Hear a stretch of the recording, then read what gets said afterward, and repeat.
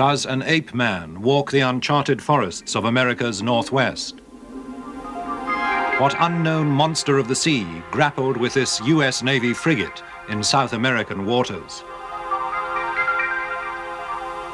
Why did people raise up this enormous circle of stones in Orkney 4,000 years ago?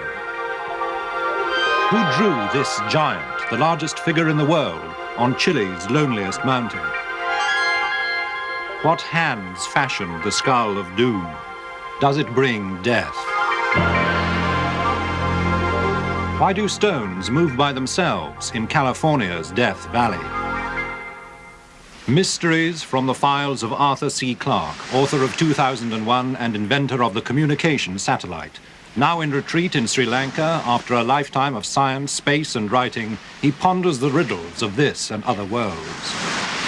Mysteries have intrigued and amused me ever since I was a child and read stories of fishes falling from the heavens, of giant sea monsters attacking ships, and luminous shapes moving through the skies.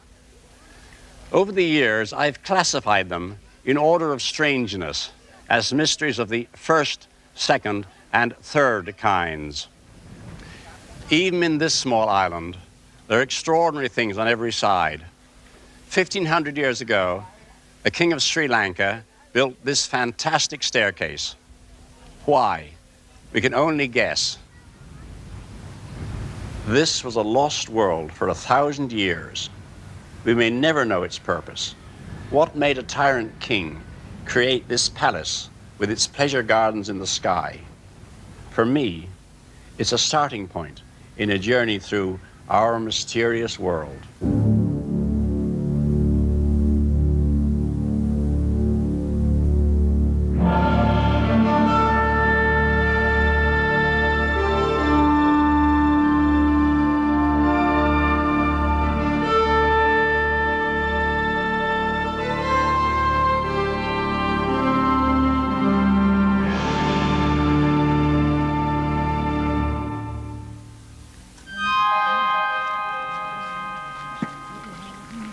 Well, here we are in the middle of India on a beautiful, bright, sunny day. Yet we're waiting for one of the most awe-inspiring phenomenon that the whole natural world can show, a total eclipse of the sun. A splendid example of a mystery of the first kind. In a few minutes, this brightly lit landscape will become perfectly dark. But of course, this still terrifies many people, and indeed, even to a modern civilized man, it's quite an awe-inspiring experience. We know that the sun is 400 times bigger than the moon, but also 400 times further away. So by this very strange coincidence, the moon can almost exactly cover the sun at certain times of its orbit around the Earth, and that gives us a total eclipse. So this is a mystery which has been solved, yet at the same time, there are a good many scientific mysteries about the sun which have not been solved, which is why astronomers, as you see here, travel all around the world so they can observe this wonderful phenomenon, which is of great scientific interest.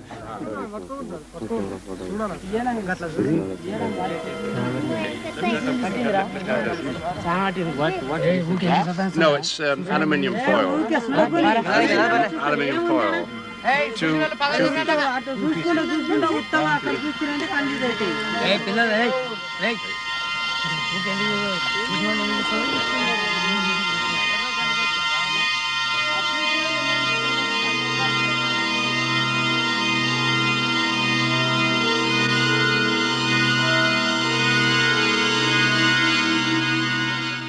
Already the light on this landscape, which was so brilliantly illuminated half an hour ago by the full tropical sun, is fading to a sort of gray. Did you hear that? The cock crowing. Already the animals know that something strange is happening. And in fact, the level of light here at the moment is something like that of Mars on a fairly bright day. And although it's quite cold now, I can feel when the wind blows.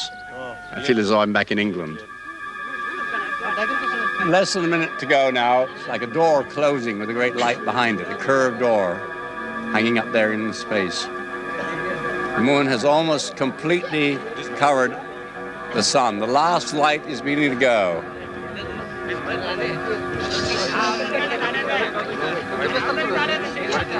Just a tiny, narrow thread of light, that's all. Here's streams around me, people are scared of what's happening. As the landscape around us fades out. Only the very narrowest thread now. Just a few seconds left. It's going, going,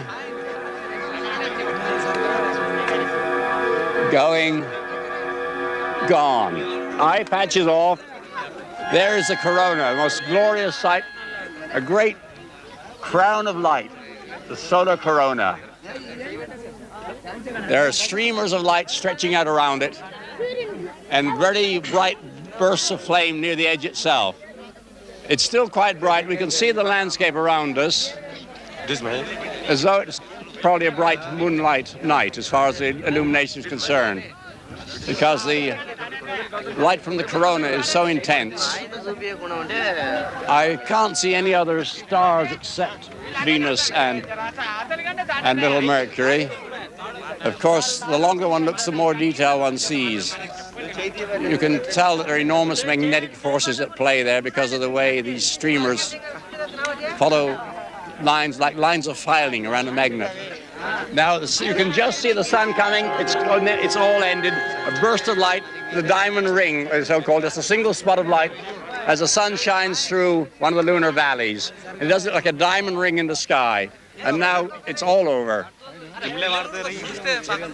That wonderful eclipse is what I call a mystery of the first kind. It was a mystery to our ancestors, but not to us. We know exactly how it was caused. Yet, tragically, millions of Indians failed to see it because they were terrified and stayed indoors, and so missed the spectacle of a lifetime. We can enjoy an eclipse without fear, yet not without awe. However, this series is mostly about what I call mysteries of the second kind. There we don't have the answers, though we may have many clues. The first example I'm going to give is a literally striking one. It took place on another beach in Scotland a few years ago.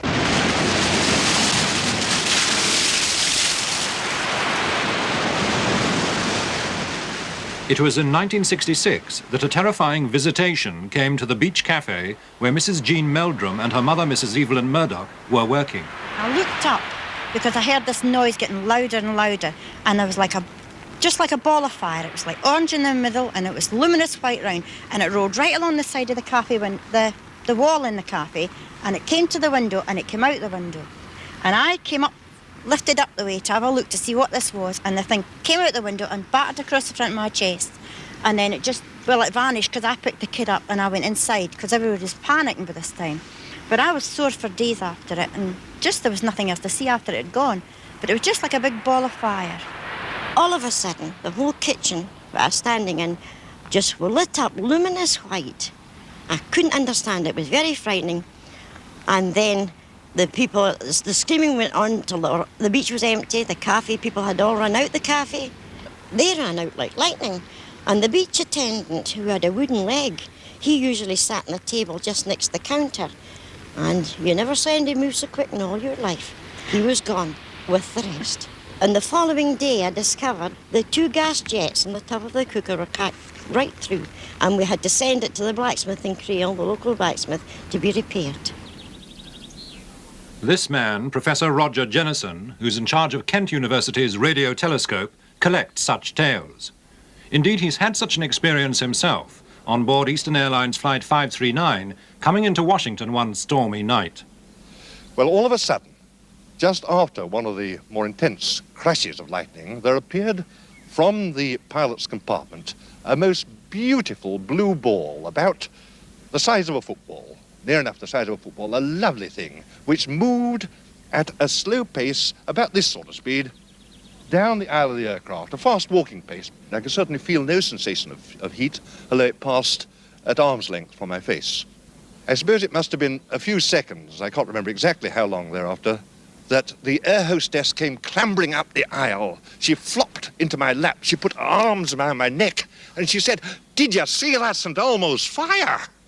Well, I tried to console her that it wasn't St. Elmo's fire she'd seen. St. Elmo's fire, by the way, are the beautiful corona that you see over the tops of the masts of ships and things like that. But this indeed was ball lightning. We'd indeed been very, very fortunate to see at very close quarters ball lightning actually travelling down the middle of a screened aircraft. Ball lightning is still a major scientific mystery. In fact, until quite recently, many scientists refused to admit that it even existed. In the case of other mysteries of the second kind, we often have quite good films and photographs, yet we are still arguing about their interpretation. Does this film, shot in 1936, show the Loch Ness Monster? Did it surface once more 41 years later to be captured again by the camera? Is this the footprint of the Yeti, the abominable snowman of the Himalayas? And does this shaky film taken in a forest in Northern California really show Bigfoot, another ape man who has so far eluded all his pursuers? This strange light which flew over southern England near Aylesbury remains unidentified, but was it a spacecraft from another planet? This gruesome corpse was trawled up by fishermen in the South Pacific. Is it what it appears to be, an unknown monster of the sea? When the camera seems to capture an African snake twice as long as any ever recorded, or a missing link killed by explorers in South America, or an unknown species of big cat roaming the plains of Africa, can we believe the evidence the film conveys? Apart from the films and photographic evidence for these mysteries of the second kind, there are perplexed and often frightened eyewitnesses who'd like an answer just as much as I would. Gently. Water bailiff Alex Campbell reports he's seen the Loch Ness Monster 18 times. His closest encounter came one night as he rowed in a boat with a policeman friend, Constable John Fraser. There was this terrific upsurge of water. Terrific. I knew right away what it was. But poor John Fraser didn't, and he was scared stiff. And he said, "What in the name of heaven is that?" Oh, I said, "Don't worry, John, it's okay. It'll be okay." I said, "It's messy." Oh, that calmed him down a bit. But this surge kept going on, and then after what seemed to be 2 or 3 minutes, the surge still going on, we heard it breathing. And it was fantastic itself, that, because it was sounded exactly like a horse that had been running, and it was sounded like this.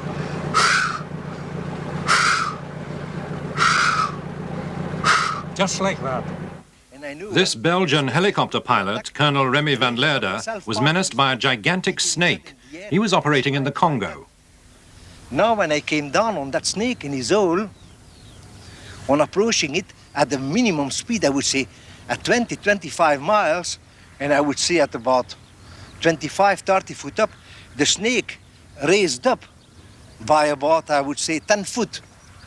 And I could very clearly and closely see the head, which was looking, and I could not make a better comparison, as with a very large horse, with big, very, very big jaws, looking triangular. And you're just standing up like there to me, and I feel and I'm convinced if I had been in its range, it would have struck at me, it would have been striking me. The Holmes family believe they came face to face with the legendary Serpent of the Sea. And we were going along, and all of a sudden we heard a disturbance in the water and saw this mound come up out of the water. Well, you've seen these motorway tractor units with very large tyres, 5 feet in diameter, that sort of situation. Well, if you can imagine one of those being released from below the water and then shooting up under its own propulsion, yes. We could see that it had 2 shallow humps. They were 3 or 4 feet long. And then it had a small head. It had a thin neck and a small head, which was dipping in the water and looking around. What it was, we'll never know. Never seen anything like it in our lives. It was like some sort of prehistoric monster that you see. It's a huge size, absolutely huge, incredible. Yeah. Yes. There's something very strange in the seas. It's definitely there. Without any doubt. It's a huge thing. Well, we've started to investigate some of these mysteries, where a little work or logical deduction might help to solve them. Of course, where the evidence is lacking, they may remain mysteries of the second kind forever.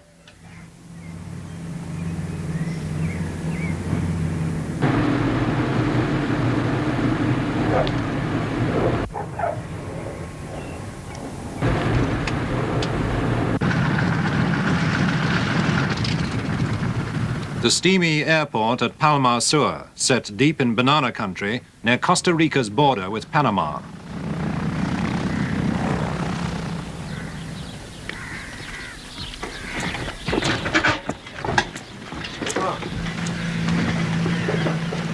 Dr. Luis Gomez is director of Costa Rica's National Museum.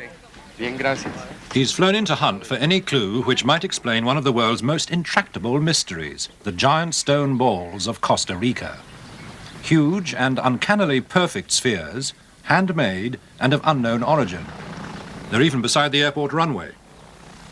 But Gomez's goal lies in the heart of the banana plantations, where an archaeologist has reported a new find.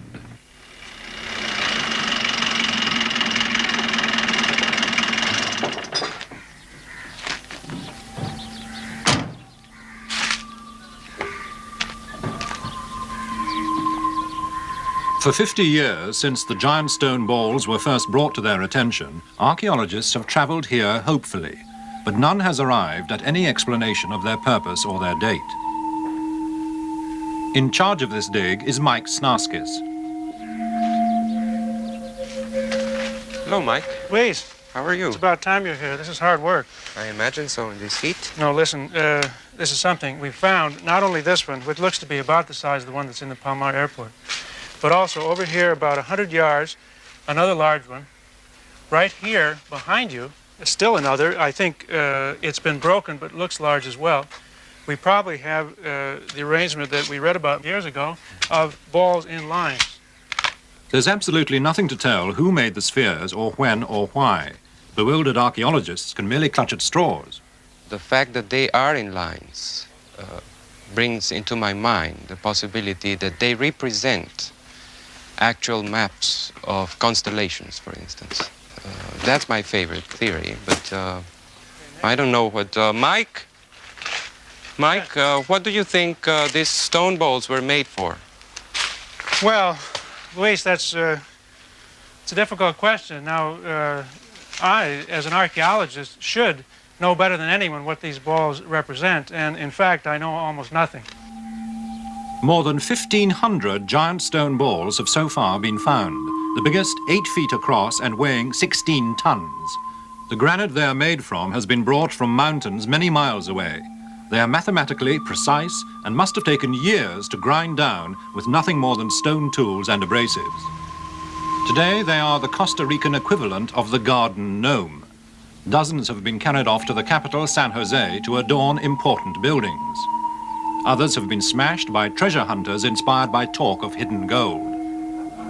But many still lie half buried in the jungle and banana groves, where an unknown people place them in a forgotten era. In half a century of painstaking work, not one real clue has emerged to explain the giant stone balls of Costa Rica. As you can see, we know nothing about the stone spheres. They remain and will remain for many years to come a very true mystery.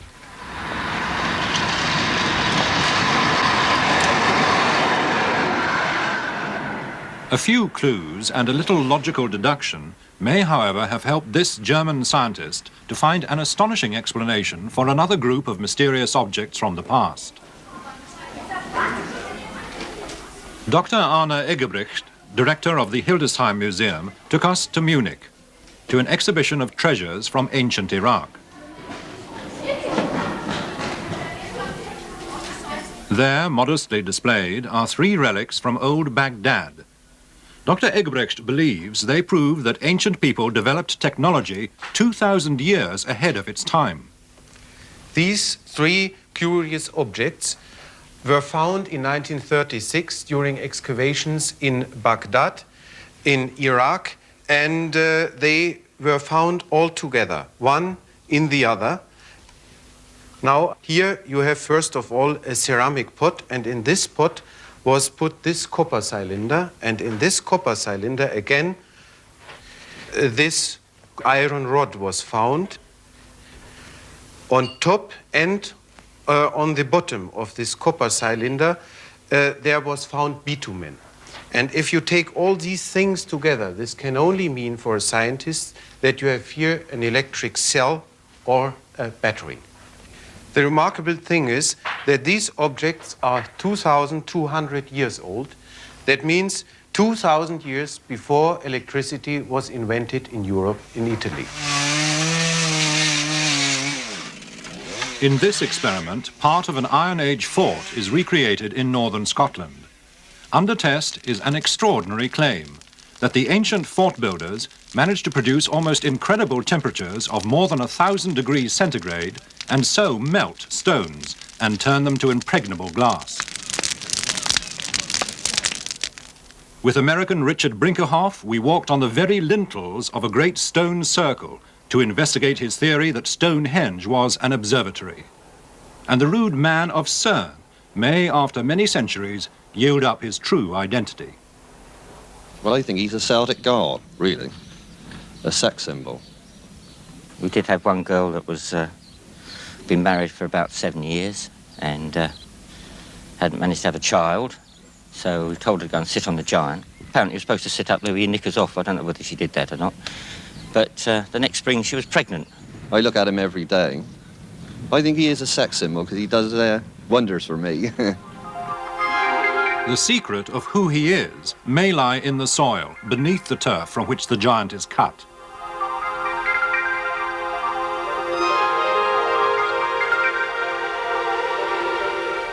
Our tests, using the latest scientific techniques, reveal that the giant, who looks like this today, may once have looked like this. The clue to his name and date lies in the line under his arm. A mystery of the third kind is something where we just haven't a clue. It's absolutely unaccountable. If they exist, psychic phenomena would be mysteries of the third kind. However, some events are so strange that they seem like mysteries of the third kind with no rational answers.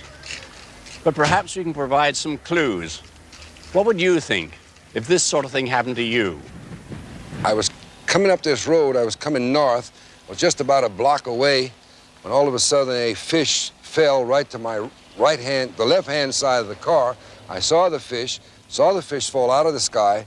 I kept driving, I was very amazed, and when I got here, at this location here, the yard was just absolutely covered with fish. And I was amazed, I stopped, and just about that time, other people started getting here, and everybody was just amazed at the whole thing and just couldn't believe it. They couldn't believe that the fish had just dropped out of the sky. We heard something thudding against the umbrella, and when we looked, to our amazement, it was a shower of frogs, and they still were coming from the skies. There were hundreds of them. Our umbrella was covered, all our shoulders were covered, and as we looked up, we could see them coming down like snowflakes. We happened to be in the dining room. First of all, we heard this terrific clatter. It was an awful noise, wasn't it? Yes. We rushed out and went down into the garden, and presently a load of broad bean seed came over, and we both ducked. Ducked down because they're fairly big, broad bean seed. And then you got a little bit annoyed about it, didn't you? Well, I turned round to the wife and I said, well, this is bloody silly. I couldn't help it. Looking around, we found they were in the middle of a shower of hazelnuts coming from the sky.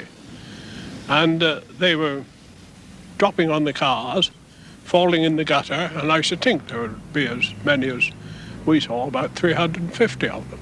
It was very clear. The sky was blue, and there was one small cloud there, but there was no aeroplanes or anything like that about for them to come down from there. How they came and where they came from, I have no idea, but I have thought that it might be a vortex that sucked them up, but I don't know where you suck up hazelnuts in March. Our universe is such a strange and wonderful place that reality will always outrun the wildest imagination.